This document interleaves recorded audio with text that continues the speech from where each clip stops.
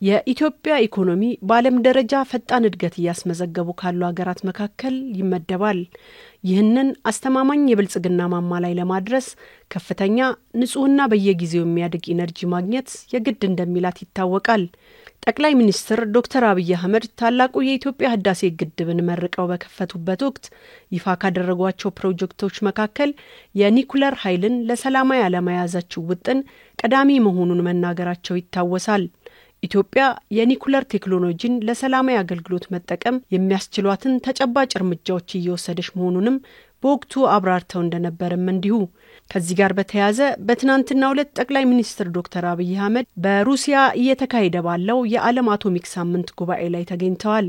ከጉባኤው ጎን ለጎን ከፕሬዝዳንት ቭላዲሚር ፑቲን ጋር የኃይል ማመንጫ፣ የግብርና፣ የጤና ጥበቃ ልማትና የመከላከያ ትብብርን ጨምሮ ሰፊ ጉዳዮች ላይ ተወያይተዋል። ለማህበረሰብ አገልግሎት የሚውል ንጹህ የኃይል ምንጭ፣ የጋራ የኒኩለር ኃይል ማመንጫ የማልማት ስምምነቶችን ጨምሮ የጋራ ፍላጎት በሆኑ ጉዳዮች ላይ ውይይት አድርገዋል። ጠቅላይ ሚኒስትር ዶክተር አብይ አህመድ በዓለም የአቶሚክ ሳምንት ጉባኤ ላይ ባደረጉት ንግግር የኢትዮጵያ ወጣቶች በነቃ ሁኔታ ሀገራቸውን ለመቀየር ተነስተዋል፣ ከተሞቻቸውንም እያዘመኑ ነው፣ ኢንዱስትሪዎችም እያደጉ ነው ብለዋል። የኢትዮጵያ ኢኮኖሚ በዓለም ደረጃ ፈጣን እድገት እያስመዘገቡ ካሉ ኢኮኖሚዎች መካከል አንዱ ነው ያሉት ጠቅላይ ሚኒስትሩ ህልማችን አስተማማኝ፣ ከፍተኛ ንጹህና በየጊዜው የሚያድግ ኢነርጂ ማግኘት ነው ሲሉም ገልጸዋል። ሃይድሮ ፓወር፣ ፀሐይና ንፋስ አሁን ያለንበት ደረጃ ቢያደርሱንም የተሻለች ኢትዮጵያን ለመገንባት ላለን እቅድ በቂ አይደለም ነው ያሉት።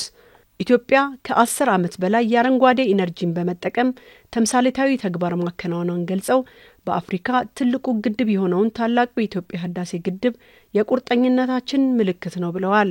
ኢትዮጵያን ለመቀየር ያሉ እድሎችን እየተመለከተን ነው ያሉት ጠቅላይ ሚኒስትሩ ከነዚህ አማራጮች አንዱ የኒኩለር ቴክኖሎጂ መሆኑን ገልጸዋል። የኒኩለር ቴክኖሎጂ አስተማማኝና ዝቅተኛ ብክለት ያለው የኃይል አማራጭ መሆኑን ጠቅሰው የምግብ ዋስትናን በማረጋገጥ የሕክምና ባለሙያዎች ቴክኖሎጂ እንዲታጠቁ ለውሃ አስተዳደርና ለሳይንቲስቶች የመፍጠር አቅማቸውን የበለጠ እንደሚያሳድግም አብራርተዋል። ለኢትዮጵያ ኒኩለር ኢነርጂ ብቻ አይደለም ያሉት ጠቅላይ ሚኒስትሩ ለዜጎቻችን በተለያዩ መስኮች ይጠቅማሉ፣ ተማሪዎች አቅማቸውን እንዲጠቀሙና ለታማሚዎች ፈውስን የሚሰጥ መሆኑንም ተናግረዋል። ኢትዮጵያ የኒኩለር ኃይል አማራጭ ኃላፊነት በተሞላበት መልኩ የመጠቀም አካሄድን እንደምትከተል ገልጸው በጥንቃቄ በሚመራ እቅድ ከፍተኛ የደህንነት ደረጃ ላይ በማረጋገጥና አገር በቀል ጠንካራ የአቅም ግንባታ እንደምታከናውን ገልጸዋል። ለኢትዮጵያ የኒኩለር ኃይል በሰው ሰራሽ አስተውሎት ኢንዱስትሪና ኢኖቬሽን የነቃ ተሳትፎ ማድረግ የሚያስችላት ስትራቴጂካዊ እርምጃ ነው ብለዋል። በዚህ ረገድ ለ80 ዓመታት የኒኩለር ኢንዱስትሪን የተጠቀመችው ሩሲያ ሳይንስን ከራዕይ ጋር ሲጣመር የሚያስገኘውን ውጤት በተግባር አሳይታለች። ኢትዮጵያ ከሩሲያ ጋር ለአፍሪካ ምሳሌ በሆነ መልኩ ያላትን አጋርነት የበለጠ ማጠናከር ትፈልጋለች ነው ያሉት። ከ130 ሚሊዮን በላይ ህዝብ ይዘን ቆመን አንጠብቅም ያሉት ጠቅላይ ሚኒስትሩ በኒኩለር ኢነርጂ የረጅም ጊዜ ልማትን ለማረጋገጥ የኃይል ብዝሃነትን ለማስፋትና የኢትዮጵያ አቅሞችን ወደ ውጤት ለመቀየር እንደሚሰራም ተናግረዋል።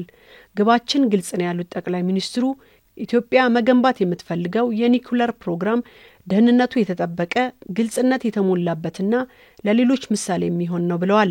ዓለም አቀፉ የአቶሚክ ኢነርጂ ከኢትዮጵያ የኒኩለር ፕሮጀክት ጋር በጋራ እየሰራ መሆኑን አመልክተዋል።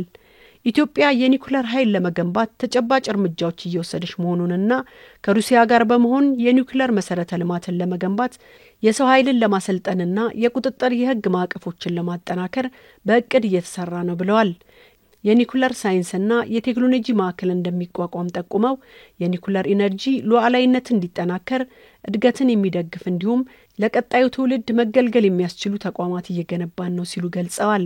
ኢትዮጵያ በመከባበርና በእውቀት ላይ የተመሰረተ ትብብርን ለመፍጠር ቆርጣ መነሳቷን ገልጸው በኒኩለር ቴክኖሎጂ ሽግግር ስልጠና ከሌሎች አጋሮች ጋር በትብብር ለመስራት ትሻለች ሲሉም ተናግረዋል።